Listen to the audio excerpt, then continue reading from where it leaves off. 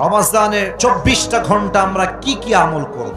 রমজানের 24টা ঘন্টা time management কেমন হবে? ফজরে কি করব, জোহরে কি করব, আসরে কি করব, মাগরিব পরে কি করব, বাদ এশা আমরা কি করব? 24 আওয়ার্স রুটিন অফ দ্য রমাদান। রমজানের 24টা ঘন্টার প্ল্যান কেমন হবে, আমল কেমনে হবে, কেমনে আমরা প্রত্যেকটা সময় কাটাবো? আমরা সবাই শুনতে রাজি আছি না নাই? বলেন সবাই ইনশাআল্লাহ। আরেকবার জোরে সোরে বলেন ইনশাআল্লাহ। দ্য রুটিন অফ রমাদান। আমি শুরু করছি একদম শুরুর থেকে। আপনি ঘুম থেকে উঠলেন, ঘুম থেকে উঠেই সোজা ওযু করবেন, ওযু করে শুরু করবেন তাহাজ্জুদের নামাজ। মুমিনের ঘুম থেকে উঠেই শুরু হবে পবিত্র হওয়ার পরে তাহাজ্জুদের নামাজ। তাহাজ্জুদ শুরু করবেন, তবে তাহাজ্জুদ যে 20 রাকাত পড়তে হবে, 10 রাকাত পড়তে হবে, It's exactly not like that. আপনি জাস্ট 2 রাকাত পড়েন, অথবা আপনি জাস্ট 4 রাকাতই পড়েন, তবে তার তিল সহ পড়েন। কোরআনটা সুন্দর করে তেলাওয়াত করেন, ইখলাসের সঙ্গে আদায় করেন। হাদিসে আসছে আখলিস দীনাকা ইয়াকফিকা আল আমালুল কালিল। জান্নাতে যাওয়ার জন্য অনেক আমলের প্রয়োজন হয় না। বান্দা যদি একটা আমল ইখলাস নিয়ে করতে পারে, হতে পারে একটা আমল তার জান্নাতে যাওয়ার ওয়াসিলা হিসেবে কবুল হয়ে যাবে। সুবহানাল্লাহ পড়ে সবাই। প্রথম কাজ তাহাজ্জুদ দিয়ে আমরা শুরু করব। আচ্ছা, তাহাজ্জুদ শেষ, আসসালামু আলাইকুম ওয়া রাহমাতুল্লাহ, আসসালামু আলাইকুম ওয়া রাহমাতুল্লাহ, তাহাজ্জুদ শেষ। এবার বসে বসে যা পাঠ করবেন শিখাই দিচ্ছি। কয়েকবার পড়বেন আস্তাগফিরুল্লাহ, আস্তাগফিরুল্লাহ। পড়েন দেখি একবার সবাই আস্তাগফিরুল্লাহ। আমার কানে একটু প্রবলেম হয়েছে, মনে হয় শুনতে পাই নাই। আরেকবার সবাই জবান থেকে পড়েন আস্তাগফিরুল্লাহ। কয়েকবার ইস্তেগফার পাঠ করবেন, তারপরে দুরুদ ইব্রাহিম পাঠ করবেন। দুরুদ পড়লে কি লাভ হয়? দুরুদ পড়ার পরে যেই দোয়া বান্দা আল্লাহর কাছে করে, আল্লাহ তার দোয়াটা খালি হাতে ফিরিয়ে দেয় না। সুবহানাল্লাহ। ইস্তেগফার পাঠ করবেন, দুরুদ পড়বেন, দোয়া শুরু করবেন আল্লাহর কাছে। যা মনে চায়, যা আপনার দরকার। যাদের বউ নাই আল্লাহকে বলবো, আল্লাহ এবার বউটা আমারে দিয়ে দাও আল্লাহ। বড় সবাই আমিন। যারা আমিন কয় না তারা কেউ বউ পাবে না। জোরে ক্ষতি হবে আমিন। আপনার যা যা চাওয়া আছে তাহাজ্জুদের জায়নামাজ বিছিয়ে দোয়া করে চাইবেন। শেষ। তাহাজ্জুদ যখন শেষ হয়ে যাবে, আসবেন সাহরি খাওয়ার জন্য। সাহরি যখন খাওয়া শেষ, বাস সেহরি খেয়ে উঠে গিয়ে সোজা মসজিদে ঢুকে যাবেন। মসজিদে ঢুকে যখন ফজরের আজান হয়ে যাবে, ফজরের 2 রাকাত সুন্নত আদায় করবেন। যশোরের ভাইরা, কয় রাকাত সুন্নত? আর একটু জোরে শুনতে চাই, কয় রাকাত? 2 রাকাত সুন্নত। সুন্নত তো শেষ হয়ে গেল, কিন্তু সময় তো আছে এখনো 10 মিনিট 15 মিনিট। কি করবেন? আপনি একটা কোরআন নেবেন, কোরআনটা নিয়ে সুন্দর করে করে বসে বসে তেলাওয়াত করবেন। আমার এখনো মনে আছে, আমি তো মাদ্রাসায় পড়াশোনা করেছি। আমাদের ওখানে একটা সিস্টেম ছিল, আমরা প্রত্যেক ওয়াক্ত নামাজে আগে আগে যেতাম, 20 মিনিট আগে, 30 মিনিট আগে যেতাম, এবং কোরআনটা নিয়ে সুন্দর করে তেলাওয়াত করতাম। আবার যখন ইকামত দিত, কোরআনটা রেখে আমরা নামাজ আদায় করা শুরু করতাম। অতএব ফজরের সুন্নত আদায় করার পরে বসে বসে ডোন্ট ওয়েস্ট ইওর টাইম, বসে বসে কোরআন তেলাওয়াত করবেন। রাজি আছেন তো ইনশাআল্লাহ? আচ্ছা, ফজরের নামাজ শুরু হয়ে গেল, নামাজ শেষ। সালাম যখন ফিরিয়ে ফেলবেন, সকলেই আয়াতুল কুরসি পাঠ করবেন। হাদিসে আসছে, যেই বান্দা প্রত্যেক ফরজ নামাজের পরে আয়াতুল কুরসি পাঠ করে, লাম ইয়ামনাউহু মিন দুখুলিল জান্নাহ ইল্লাল মাউত, তার মাঝে আর জান্নাতের মাঝে কোনো দেওয়াল থাকে না, জাস্ট মৃত্যু ছাড়া। ও বান্দা মৃত্যুবরণ করে না, তাই সে জান্নাতে যায় না, মরলেই সে জান্নাতি হয়ে যাবে। সুবহানাল্লাহ। আয়াতুল কুরসি পাঠ করবেন। এবার আরেকটা আমল শিখাই দেই, আমার সঙ্গে সবাই পড়েন আউযু বিল্লাহিস সামিউল আলিম। মাশাআল্লাহ, আওয়াজ এসেছে। মিনাশ শাইতানির রাজীম। এখনই যে মুখস্থ হয়ে যাবে ব্যাপারটা এরকম নয়। মিডিয়ার লোক বসে আছে, কালকে আপলোড হয়ে যাবে এইটা, অর্থাৎ আউযু বিল্লাহিস সামিউল আলিম মিনাশ শাইতানির রাজীম, এইটা পড়বেন। তারপরে সকলেই সূরাতুল হাশরের শেষ আয়াতগুলো পড়বেন। হুয়াল্লাহুল্লাযী লা ইলাহা ইল্লাহু আলিমুল গায়বি ওয়াশ শাহাদা হুয়ার রহমানুর রহিম, শেষ পর্যন্ত পড়বেন। এই আমলটা যেই বান্দা করবে, একটা লাভ বলে দেই, তার পুরো দিনের সমস্ত বিপদকে আল্লাহ নিজেই দূর করে দিবে। সুবহানাল্লাহ পড়েন সবাই। সূরাতুল হাশরের শেষ 3 আয়াতের আমল শেষ। এবার আপনি বাসায় ফিরে আসবেন। বাসায় এসে বসে বসে কোরআন তেলাওয়াত করবেন। কোরআন তেলাওয়াত যখন শেষ হয়ে যাবে, যখন সূর্য উঠে যাবে, আলো হয়ে যাবে, আপনারা সবাই ইশরাকের নামাজ পড়বেন। এর লাভ কি? যে বান্দা ইশরাকের নামাজ পড়ে, আল্লাহ এই নামাজের বিনিময়ে তাকে একটা কবুল হজের সওয়াব তার আমলনামায় আল্লাহ লিখে দেয়। আচ্ছা, তারপরে যদি আপনার মনে হয় কিছুক্ষণ ঘুমালেন, আর যদি ঘুম না হয়, সোজা জোহরের ওয়াক্ত যখন শুরু হয়ে যাবে, যে যার কাজে ছুটে যাবেন। ব্যবসায়ী দোকানে যাবে, যে জব করে সে অফিসে যাবে, যে ইমাম সে তার কাজ করবে, যে যার কাজ শুরু হয়ে যাবে। যেমন আল্লাহ তাআলা বলেছেন, ফাইদা কুদিয়াতিস সালাত ফান্তাশিরু ফিল আরদ, when you have done your salah spread out to your workplace। নামাজ শেষ, কাজ শুরু হয়ে যাবে। অবহেলা যে করে, অলস যে হয়, সে প্রকৃতপক্ষের বীর বাহাদুর মুসলমান হতে পারে না। ঠিক কি না বলে?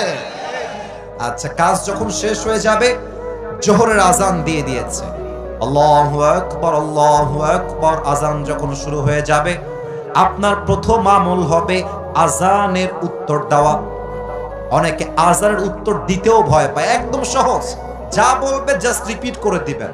যদি আপনি আজানের উত্তর দেন প্রত্যেক ওয়াক্তে, আল্লাহর হাবিব বলেছেন, আজানের উত্তর যেই বান্দা দেয়, আমি আল্লাহর হাবিব তাকে জান্নাতে যাওয়ার জন্য আল্লাহর কাছে সুপারিশ করব। সুবহানাল্লাহ পড়েন। আচ্ছা, এরপরে জোহরের পূর্বে সুন্নত কয় রাকাত বলেন তো সবাই? আপনার ভয় পাচ্ছেন কিসের জন্য? কতি হবে? কয় রাকাত?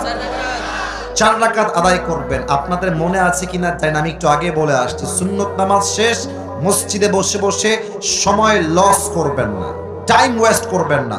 কোরআনটা খুলে ইকামত দেওয়া পর্যন্ত কোরআনটা তেলাওয়াত করবেন। আবার যখন নামাজ শুরু হয়ে যাবে, জোহরের নামাজ পড়বেন, সালাম ফিরাবেন। প্রথম আমল কি? কুরসি পড়বেন না? কথা কচ্ছেন না আপনারা গো। কি কুরসি পড়বেন বলেন সবাই? আয়াতুল কুরসি পড়বেন। বাস 2 রাকাত সুন্নত পড়বেন, বাসায় ফিরে আসবেন। এখন যাদের বউ আছে তাদের জন্য একটা কথা, জোহরের নামাজ পড়ে এসে দেখবেন যে আপনার বউ বাড়ির কাজ করছে, হয় রান্না বান্না করছে। যাদের বউ নাই, বউ হবে তোরে বাবা, এত টেনশন কিসের? আগে শোনো, আগে শোনো আমার কথা, শোনো, আমি তোমাদের কথা একটু পরে বলবো। ওয়েট, একটু ওয়েট করো। যুবকদের কথা না বলতে ওয়াজটা সফলই হবে না যুবক ভাই। ওয়েট ফর আ মিনিট, একটু সময় দাও। আচ্ছা, আপনার বউ ঝাড়ু দিচ্ছে, এসে বলুন, বউ দাও ঝাড়ুটা আমাকে দাও। আপনি ঝাড়ু দিবেন। আল্লাহর হাবিব বলেছেন, বউয়ের জন্য যেই বান্দা 1 টাকাও খরচ করবে, বউয়ের কষ্টে সে সহযোগিতার হাত বাড়ায় দিবে, প্রত্যেকটা কাজে কাজে আল্লাহ তার আমলনামায় সওয়াব লিখে দিবে। সুবহানাল্লাহ। এখন মনে করেন যে আপনি রান্না বান্না করতে পারেন না, আপনি না পারেন ডিম ভাজতে, না পারেন আপনি আলু ভাজি করতে, না পারেন আপনি ভাত করতে, কিছুই পারেন না। আপনি কি করবেন? বউয়ের কাছে দাঁড়ায় থাকবেন। মরিচ লাগবে আগায় দিবেন, পেঁয়াজ লাগবে আগায় দিবেন, যা লাগবে আগায় দিবেন। প্রত্যেকটা কাজে কাজে আপনাকে সওয়াব দিবে একজন। তিনি কে? বউয়ের কাজ করবেন, সেবা করবেন, বাড়ির কাজ করবেন, জীবনের কাজ করবেন। আসরের আজান শুরু হয়ে গেল, মসজিদে আসবেন। এসে যদি পারেন 4 রাকাত সুন্নত পড়বেন। সুন্নতের পরে কোরআন তেলাওয়াত, তারপরে আসরের নামাজ, তারপরে কোন কুরসি? এই যে ভুলে গেছেন মনে হয়, কি কুরসি? আয়াতুল কুরসি পড়বেন। এরপরে এই যে মুরব্বী যারা এসেছেন, এই যে মুরব্বী যারা এসেছেন, আমার চোখে চোখ, যুবক ভাই আমার চোখে চোখ, আসরের নামাজ পড়ে বাহিরে বের হবে না। তোমাদের পায়ে হাত রেখে আবদার রাখলাম, আসরের পরে প্রত্যেকটা এলাকার মসজিদে তালিম হবে, প্রত্যেক এলাকার মসজিদে কোরআন শিক্ষা হবে, প্রত্যেকটা এলাকার মসজিদে আসরের নামাজের পরে দ্বীনের শিক্ষা হবে, কোরআন শিক্ষা হবে, ওয়াজ হবে, ফজিলতের কথা হবে। আল্লাহর হাবিব বলেছেন, যেই বান্দা আসরের নামাজের পরে দ্বীনের চর্চা করে, দ্বীনের প্রশিক্ষণ দেয়, প্রশিক্ষণ নেয়, আল্লাহ তার আমলনামায় কবুল হজের সওয়াব লিখে দেয়। সুবহানাল্লাহ। আচ্ছা, আমল শেষ, বাসায় আসবেন। আমি কিন্তু শেষের দিকে চলে এসেছি। এইটা আমার হাতে প্লেট, মনে করেন এটা কি? আর একবার জোরে কোন, এটার নাম কি? ইফতারি আপনার সামনে চলে এসেছে। অনেক ছেলে পেলে খুব বদমাইশ, ইফতারি সামনে রেখে গার্লফ্রেন্ডকে মেসেজ দেয়, জান তুমি কি খেয়েছো? বদমাইশের হাড্ডি। মনে রাখবেন, ইফতারি সামনে রেখে যেই যুবক হারামে লিপ্ত হয়ে যায়, যেই মেয়ে হারামে লিপ্ত হয়ে যায়, তার রোজার 2 পয়সা দাম আল্লাহর কাছে পাবে না, ঠিক না বলেন? আচ্ছা, তাহলে কি আমল করবেন? ইফতারি আপনার সামনে, বসে বসে আপনি ইস্তেগফার পাঠ করবেন। ইস্তেগফার শেষ, ইফতারি সামনে রেখে 2 হাত তুলবেন মুনাজাতের জন্য। আল্লাহর হাবিব বলেছেন, ইফতারি সামনে রেখে যেই বান্দা আল্লাহর কাছে কোনো কিছু চায়, আল্লাহ তার প্রত্যেকটা চাওয়াকেই কবুল করে নেয়। সুবহানাল্লাহ। আর ইফতারি যখন করবেন, এটা মুরব্বীদের বাজে স্বভাব, আমাদেরও বাজে স্বভাব। প্রথমেই শুরু করি পানি দিয়ে, আরে সেই তৃষ্ণা। অনেকে দেখবেন যে জুসের বোতলটা অথবা গ্লাসটা এমনি ধরে রাখে, আজান খালি দিতে দেরি হবে, আমার খাতি দেরি হবে না। আজান দিলি শরবত দিয়ে শুরু করে, আজান দিলি উনি খায় আগে পেঁয়াজি আলুর চপ। না, দিস ইজ নট দ্য সুন্নাহ, এটা সুন্নাহ নয়। আজান হবে বা ওয়াক্ত হয়ে যাবে, প্রথমে আপনি নেবেন সুন্নতি খাবার খেজুর। সুবহানাল্লাহ পড়বেন না আপনারা? পেঁয়াজি নয়, আলুর চপ নয়, ডিমের চপ নয়, পানি নয়, প্রথম আমার সুন্নতি খাবার হবে খেজুর। বলেন সবাই, নাম কি? আর খাওয়ার সময় এমন খাওয়া খায়, এইরকম পুয়াতিমের মতো হয়ে যায়। আর কি হয়, খাওয়ার পরে গিয়ে ওই যে বেডে শুয়ে যায়, মাগরিবও পড়ে না, এসাও পড়ে না, তাহাজ্জুদ তো বহুত দূরের কথা, তারাবির নামাজটাও পড়তে চায় না, ঠিক না বলেন? একদম সুন্নত অনুযায়ী হালকা খাবেন। মাগরিবের নামাজের পরে কোরআন তেলাওয়াত করবেন, জিকির আজকার করবেন, আয়াতুল কুরসি পাঠ করবেন। এশার নামাজে যাবেন, এশার সুন্নত পড়বেন, তারাবির নামাজ পড়বেন।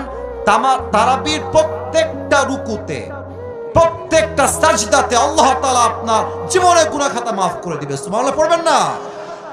এশা পড়ে এসে আর রাত জাগবেন না, এসে জাস্ট হালকা খাবার খেয়ে ঘুমিয়ে যাবেন, আবার উঠে তাহাজ্জুদ দিয়ে দিন শুরু করবেন। রাজি আছেন তো ইনশাআল্লাহ?